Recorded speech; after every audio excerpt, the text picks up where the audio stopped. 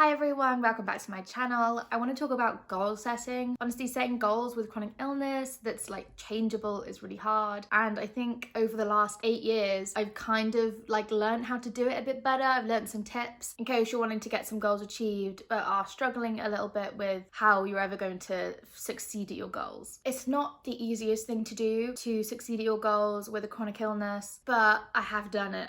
I have succeeded at certain goals. I got my GCSEs, I got my A-levels, I got my degree. In the past, I got myself up to 1 mile of walking. That was a long time ago. Can't do it anymore, but I did it. Anxiety goals, I started using walking sticks and a wheelchair, really conquered that fear. That was a goal that I had that I've succeeded, so there's lots of different types of goals, whether you want it to be academic, work, fitness and health, or anxiety based. There's lots of things you can be wanting to do. And I think the first thing in goal setting when you have a chronic illness is you need to be realistic. This one's really hard because I know at times you may feel like your chronic illness is taking things away from you, and so the last thing you want to do is hamper your dreams as such. And I don't necessarily think you need to hamper them completely. Is that even a word? I'm not certain. But you need to make sure the goals are realistic. If you are struggling with walking at all at the moment, don't say that you want to run a 5k. And obviously that's quite an obvious example. Say, oh, you want to be able to maybe walk to the end of the street. Give yourself small attainable goals. And even if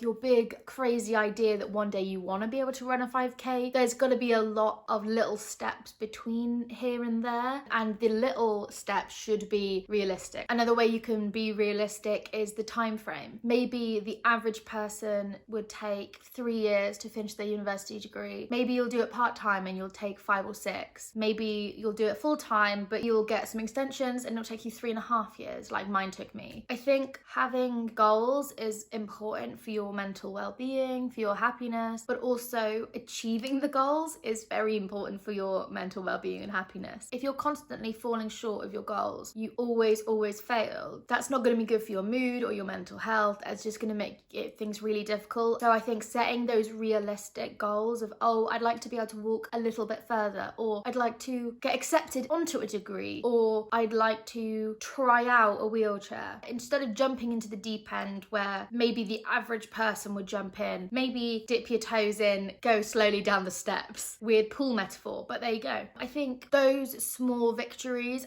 will, one, keep you going, but also if you don't reach the end, if you don't reach the main big goal, which unfortunately with a chronic illness, you can never quite anticipate and predict whether you're going to be well enough to do X, Y, Z. If you can't do the final end goal, but you've done multiple steps up to it, you've still achieved something, you've still improved, you've still succeeded. And I think that is so important for mental health and just keeping your spirits up, which leads me to being flexible. Being flexible is so incredibly important. And like I said, you need to be able to move the goalposts either further away when you achieve something or closer when you're struggling. Being flexible will give you that grace that you need to look out for your body and your mental health without sacrificing your goals. And when I say being flexible, I don't mean, in being flexible, what I mean is maybe your initial goal was to get A's in your A-levels, and that's unfortunately not going to happen because of your health or any other,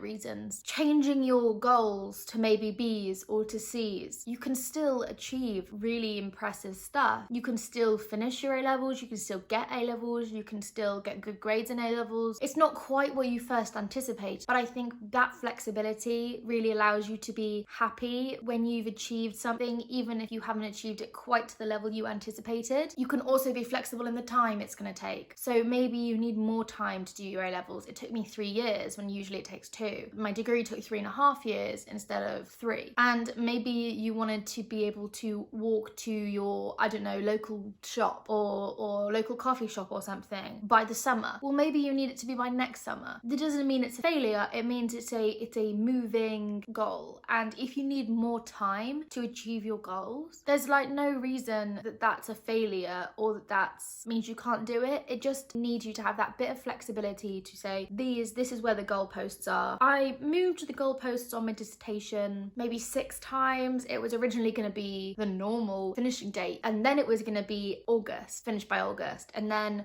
end of September, and then it was going to be by my birthday, which is the 10th of November, and then it was before Christmas, and then it was before New Year, and then it was before the end of January. You know, there was a lot of changes. I still did it, and when I finished it, I celebrated a lot. I was incredibly happy. I was incredibly emotional. It didn't matter that it had taken me longer than I thought. It didn't matter that I'd had to be flexible because I'd done it and I'd achieved it. Whereas I think had I been so fixated on the initial deadline, I would feel disappointed and like I didn't properly achieve, you know, etc, etc. But actually what I did was finish the dissertation, hand it in. You know, I did the work. And I think that that's a key thing of reflecting on the effort you put in and the small milestones along the way that you achieved, such as finishing chapter 1, finishing chapter 2, etc. That even if you're not as close to the end finish, you know, the finish line as you maybe want to, you're still achieving the small goals along the way, which keeps you going and lets you feel better about yourself when you're having to be flexible and move the end goalposts further and further away. Sometimes you just have to move the goalposts further and further away. It's just, unfortunately, it's just how chronic illness and mental health works sometimes, that you just can't do what you set out to do, and it is disappointing. And I won't tell you that I wasn't disappointed and I wasn't upset, because I was. But that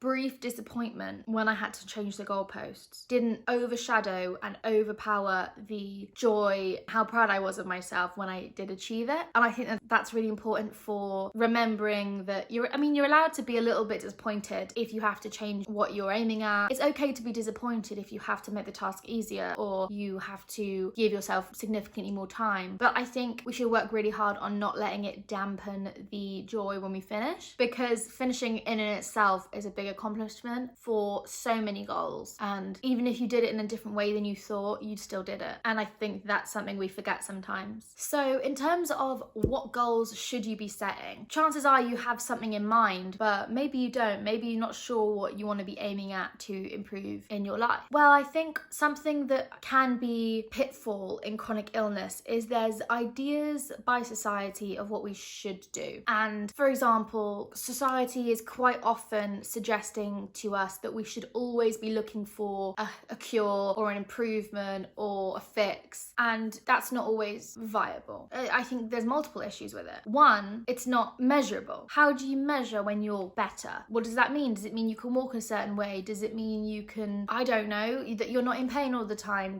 What does it mean? If you have such a vague goal as you want to be better, I think you need to really focus in on what it means for you. What are the things you want to be different? What will make your life better? And what about that being better is the thing you want the most? Is it that you can socialize more, or you can sleep easier, or you can walk further? You need to really specifically pinpoint what you want, because quite honestly, you can't really work on everything at once, especially if you have a spoonie condition where you have limited energy. You can't work on every factor all at once. You have to pick a few. And maybe if you're lucky, if you've got, a good scenario, picking a few will help you with your overall thing, and maybe you'll be better at some point. I don't know. But I would encourage you to say, what are the things you want most that being better will give you? And try and work on those anyway. Because I think a lot of things people think, oh, when I'm better, I'll be able to do this. I'll be able to do X, Y, Z, and then I'll be happy. And I think maybe you can't do X, Y, Z,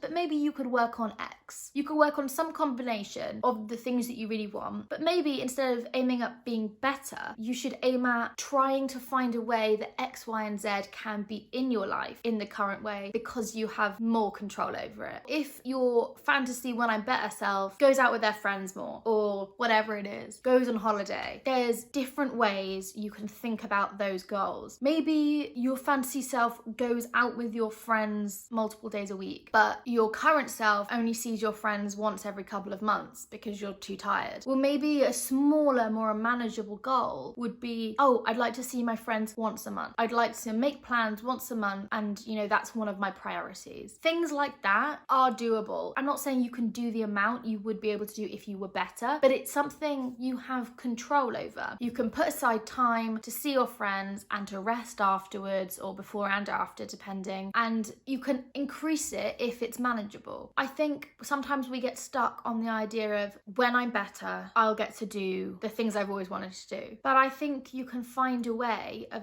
doing at least an amount of the things that you want to do, maybe in an edited way. Maybe you don't stay out for as many hours as you would have. Maybe you don't see them as often as you would have, but you can still spend time with your friends. Maybe they come over instead of you going out. Maybe you go out to somewhere that's close to you. Maybe your friends have to travel a little bit further. Or maybe a friend comes and picks you up in their car or pushes your wheelchair so you don't have to walk there. These are all completely reasonable adjustments so that you can improve your quality of life and improve the time you're spending with your friends. And I think it doesn't have to be all or nothing. It doesn't have to be either I never see my friends or I see my friends constantly. You can find a middle ground that works for your health and find these little adjustments that will make it possible for you. And I think that about most things. There are some things that I don't know if it's possible to work it out. For example, if you always wanted to do a marathon and then you got sick, but maybe you could set your sights lower. It depends on your fitness level and the type of illness and all the other factors. Your big overarching goal is not realistic. Your small little goals could be, oh, I'd like to be able to run 50 meters. Oh, and I'd like to be able to run 50 meters a tiny bit faster than I did before, or whatever it is if you're a runner, I guess, and you used to run and now you can't. It's not the same and it's not what you wanted, I know, but that's a small thing that you can do to make progress towards your goal. I don't know how it would work, but I'm just saying, depending on what you're interested in, you don't need to throw away all your goals, but you're possibly going to need to change them depending on the category and everything. I think sport is the hardest one to work out of how it's going to work. Unfortunately, sport is one of the things that it is most limited by chronic illness, especially spoonie conditions. This is a completely random scenario because I can't run and I also don't want to run. But, you know, everyone's different. Maybe this such a significant change is making it to the point where it's not really recognizable. But I think it's something, and I think it's worth considering if there's a way that thing you want to do when you're better. And what about it? What about being better or healthy or recovered? What about it is what you really want? Is it the sport? Is it the socializing? Is it the job? Because those things I feel can be worked around. You could get a part-time job or do a 2-hour shift a week. And is it the same? No. But can it give you just a little bit of that taste of the thing you want? I reckon everybody's interests can be adapted somehow. So I think being flexible, being realistic, but also being measurable with your goals, possibly changed if you have very wide, overarching goals that don't have very specific steps. I think a lot of goals that are in the chronic illness community, I think can be influenced by society. And I think we should be avoiding those as much as possible. If you want to do exercise and improve your fitness, it should be because you want to, because it will make you happy or it will improve your life. Like I said, maybe you can, walk to the local coffee shop and have a coffee with your friend. It shouldn't be because being fitter makes you somehow more valuable or makes you less embarrassed or whatever else. I think in the past I've fallen into this, and I've fallen into working on fitness for fitness's sake. If fitness brings you happiness or brings your life meaning, joy, or makes life easier, obviously it's useful. But for me, I was doing it simply because I thought I should. And for me, in my health, I can either work on walking a little bit further, or I can work on being social, having a nice life, having, doing okay in mental health ways. I can't really have both. Either I'm putting everything into walking a little bit further, or I'm not. And walking a little bit further brings me so much less joy than going out with friends in a wheelchair. So quite honestly, it's just true. For me, being able to walk to the end of the road is not actually that useful because there's nothing close enough to walk to that I could work on walking to. It's better for me to work on social anxiety. It's easier and better for me to work on other goals that actually improve my life. I think when you're looking at your goals and deciding how to be flexible flexible with them. You need to consider which of the goals are going to make your life better and happier and easier. If there's something that's in there because it should be, or if there's something like, I'd like to use my wheelchair less, and the reason is because using a wheelchair is losing or failing in some way, I would cut that out. If you want to use your wheelchair less because you want to, because you think you'll enjoy walking more, sure, that's personal preference, that's fine. But if it's because other people think using a wheelchair is a failure, or using a wheelchair is giving in to chronic illness, I think anything like that, or that if you're trying to recover because people with chronic illnesses should be trying to recover because being able-bodied is the only way to be, it's not, and it doesn't have to be a goal unless you want it to be a goal. And I would make sure to check that my goals were for me and not for the opinions of others and the perception of society as a whole. You can't live based on that, and it's really hard not to. Those things that have been drilled into our heads since we were kids aren't necessarily helpful in the situations that we find ourselves in. A wheelchair is not necessarily a trap, it's a freedom. And when they're telling you escape the trap, what they don't understand is they're saying give up your freedom, and they don't realize it. And I think that's one of the things that quite a lot of goals are in avoidance of wheelchairs, or they're to walk. And obviously everyone's different, and if that will improve your life, go for it. But if it's going to make your life harder and more painful, why are you aiming at it? See, I just want to make sure that we're all aiming at goals that we want, that will improve our lives, that will make us happier, and aren't to serve some like ableist idea that walking is the only way.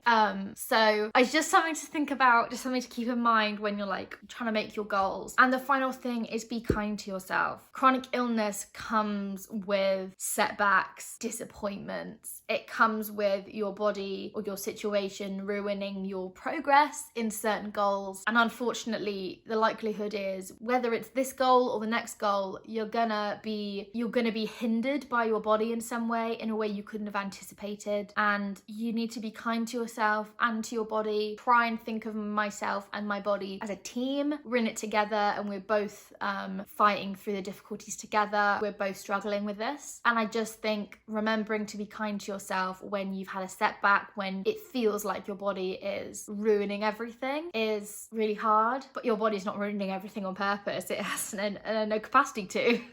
It's doing its best, and it can't do it at the moment, and it really sucks. And I'm really sorry if that's the situation you're in and there's something you really want to do, and even the flexibility and the reasonable changes are too much for the moment, because sometimes that happens and it's awful. But you'll get to a point where you can work on your small little bits of goals and feel the progress. And I really hope my bits of advice helped. If you have any thoughts, leave them in the comments. Thank you so much for watching. I will see you in my next video. Bye!